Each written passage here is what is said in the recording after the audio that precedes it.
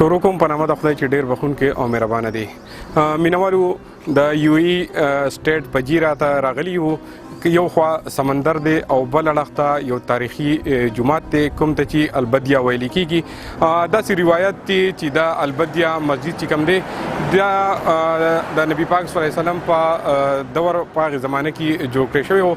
دلته به صحابه کرام راتلله، هغوی به منځونه کوله، عبادتونه به یې دلته کوله او بیا د دې سره خوا کې عمان ملک دی، هلته به د هغوی تګ کېدو. نو دا جومات چې دی یو ډېر زیات تاریخ لري. یو ای ته چې هر څوک راشي نو بیا د البدیه مسجد ته لازمي راځي، دلته کې مونځ هم وکړي او د هغې سره سره 2 رکعته نفل هم کوي.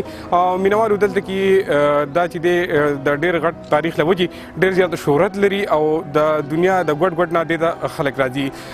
داسې موسم کې مونږ راغلي یو چې دلته کې ډېره زیاته ګرمي ده، خو بیا هم د سیلانیانو هغه تګ چې دی دلته کې شروع دی.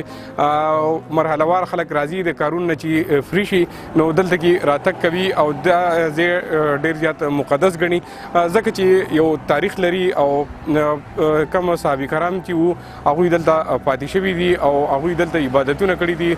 نو یقینا چې دا ډېر زیات بهترین جومات دی. ټول جوماتونه د الله کورونه دي، ډېر ښه دي او ډېر ښکلي دي، خو داسې جومات چې څوک ویني نو د هغوی هغه روح چې دی هغه تازه شي او خوشحاله شي. مونږ ډېر زیات خوشحاله شو او ډېر زیات زړه ته سکون راغی، خوشحالي راغی، تسکین راغی چې یو داسې تاریخي جومات ته راغلو او هلته کې مو د ژوند څه لمحې تېرې کړلې. مینوالو دلته کې یو ورور ولاړ دی، انعام خان، د هغه سره خبرې کوم چې هغوی د دې جومات په اړه باندې موږ سره خپل خیالات شیر کړي او هغوی څه ویل غواړي. السلام علیکم. وعلیکم السلام. زریاب صاحب ډېره مننه.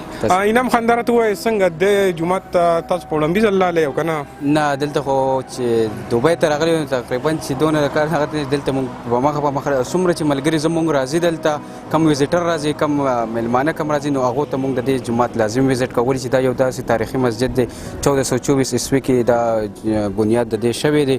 خو مشران وایي چې دا کم وخت کې اصحاب کرام دلته ډېر تاریخي خلک پاتې شوي هم دي، خو الله علم دی ولې چې مونږ به څه وایو، خو لکه داسې یو تاریخي ځای دی، یو ښکلی ځای دی او چې امارت ته هر سړی راځي نو دا بدیه مسجد ته لازم راځي ولې چې د دې ځای ویزټ څوک نه هېروي. دا یو داسې تاریخي ځای دی. دا لوکیشن دلته د پجیرې کورنش خوربکان بیچ وتی د هغې سره په یو 6 کیلومیټر کې دلته نږدې واقف دی او دې خوا اخوا طرف ته عمان بارډر هم دی کم چې د عمان خلک د امارت ته راتګ کوي پجیرې طرف ته. نو دا مسجد چې کوم دی البدیه مسجد اصحابه مسجد ورته هم وایي، په اصحابه مسجد باندې مشهور دی. خلک وایي چې پخوا زمانه کې د صحابه کرام دلته به راتله قیام کړی، منځ هم کړی دی، خو الله علم دی. خو کېدای شي شوي هم داسې ویلي چې 1424 عیسوي یو ډېر غټ عمر دی او ډېر هغه عمر دی. خو البدیه مسجد ته چې کوم دی هر کله چې هر ویزیټر راځي دا هغه ته زما دا سوال دی د هغه دی چې دې ځای ته لازم راشئ.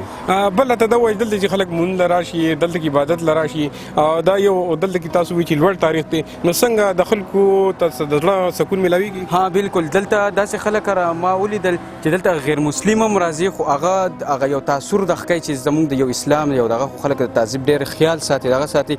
په دې وجه دلته چې هر سړی راځي هر دغه راځي نو که د مونځ ټایم وي او که نه خو دا 2 رکعته نفل د هر مسلمان هر مؤمن دلته راځي او د خپل زړه د سکون دپاره بیا کله یا وطن ته تللی شي نو وایي چې مونږ هم هغه ځای کې مونځ کړی کوم ځای کې چې څنګه صحابه کرام پاتې شي کوم ځای کې څنګه تاریخي مسجدونه دي نو هغو په دې دغه باندې الله پاک ته هغه عبادتونه هم د هغو قبول کړي. خو لکه دا په دې امید سره راځي چې ها دلته زموږ صحابه کرامو د قیام هم کړی دی نو د 2 رکعته نفل هر سړی دلته کوي. انعام خان یو خبره دا ده چې که دوبۍ د رڼاګانو ښار هم دی یو ای خو یو تاریخ هم لري.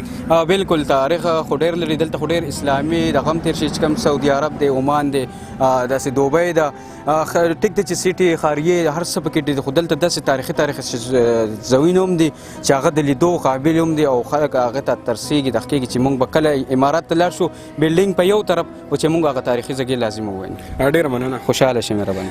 مینوالو تاسو وکتل د انعام ورور ښکلې ښکلې خبرې. مینوالو یقین وکړئ چې ما هم اورېدلي وو د دې جومات باره کې. زه چې کله پاکستان کې ما وایي چې زه هر کله یو ای ته لاړ شم نو زه به دلته کې لازمي د جومات ته ځم، زه به هلته کې خامخا مونځ به کوم، 2 رکعته نفل به کوم.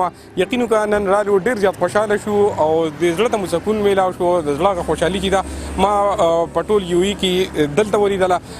الله دې وکړي چې څومره پاکستاني راځي د بل وطن نه خلک راځي مسلمانان رونه کم راځي هغوی لازمي دلته کې تګ کوي ځکه چې دا زموږ مذهبي فرض هم جوړېږي چې داسې یو تاریخي جومات وینو، تاریخي تاریخي ځای وایو چېرته کې چې زموږ پیغمبران او چېرته کې صحابه کرام پاتې شوي دي هغوی کوم ځای کې عبادتونه کړي دي نو موږ مسلمانان دې ته بالکل د عقیدت په نظر باندې ګورو دلته کې راځو ډېر په مینه باندې هغه خپل عبادتونه کوو. مینوالو تاسو د به راتلونکي پروګرام کې نور هم ښایسته ښایسته مقامات او ښکلي ښکلي ځایونه ښیو.